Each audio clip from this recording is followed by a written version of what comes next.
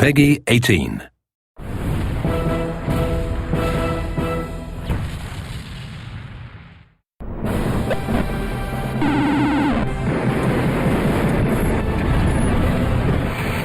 are turning into monsters!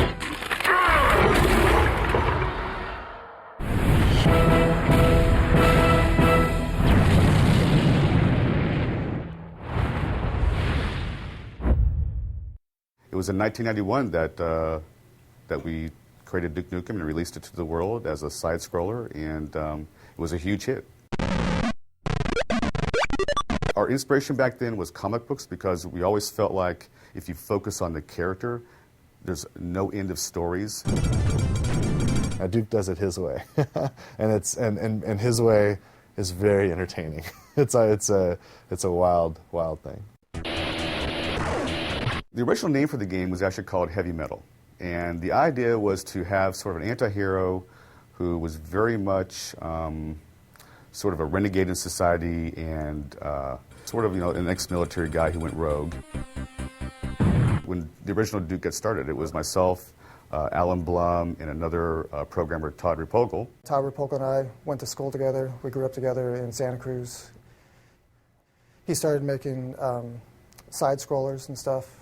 And while I was going to school at UCSC studying computer science, we were working on Duke Nukem 1 together. There's a guy I'd like to, anytime I have an opportunity, I like to call him out. His name's Alan Blum. And Alan, he created Duke. He and Todd Repogel, back in 1991, 92, created the original 2D side-scrollers of Duke Nukem. And, great fun games. And he's the one guy that from the very first moment of Duke existing all the way through till today has been involved in the Duke projects. It's very childish, so it doesn't take itself seriously, It's, instead of trying to fit a formula or trying to do certain things, it just does stuff you want to do. Duke Nukem has always been about the character, and we were focused on that at the beginning. It was difficult to bring it out with the side-scrolling, simple technology in which we couldn't have voice work and so on.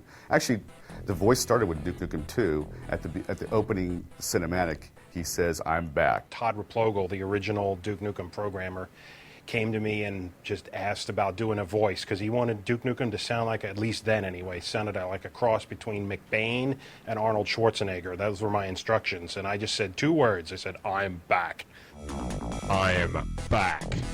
The original Duke that Todd and I were working on didn't really work well, and when George joined the company, he actually spent several nights kind of redesigning, and back in those days, it's like, it was EGA and very pixelated stuff, but he gave Duke his little smile and gave it the yellow haircut and everything, and kind of really made the character look the way he still looks today. What? Did you think I was gone forever? Too long. We've waited too long, frankly. And I don't know if there's anything that could live up to the idea of 15 years of development, but this is absolutely a worthy successor and a worthy sequel to the game.